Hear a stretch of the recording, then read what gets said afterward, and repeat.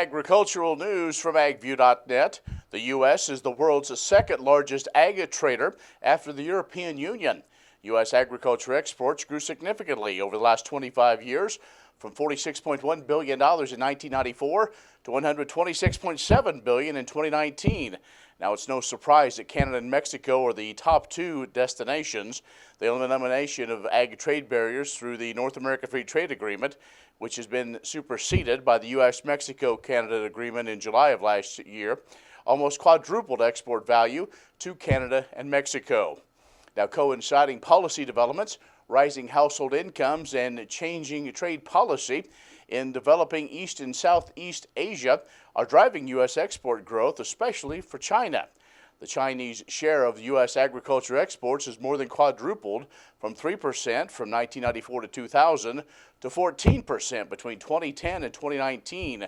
Meanwhile, there's been a sharp decline in the share of American exports going to Europe and higher income countries in East Asia, like Japan. Well, new analysis of independent data for November shows that reported new COVID-19 infection rates among meat and poultry workers are more than 8 times lower than the general population.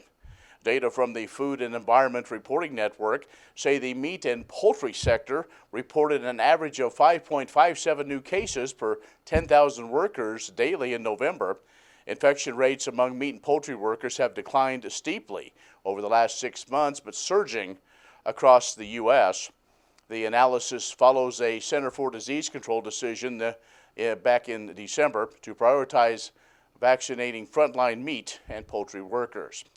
And 40 years ago, a small group of innovative farmers and like-minded business leaders came together to officially found the Renewable Fuel Association.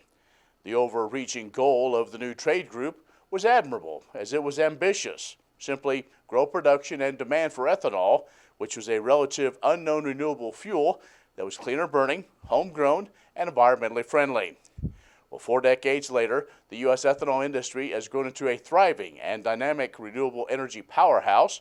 The RFA continues to build upon the vision, leadership, and ingenuity of its founders. RFA will celebrate the 40th anniversary all year long here in 2021.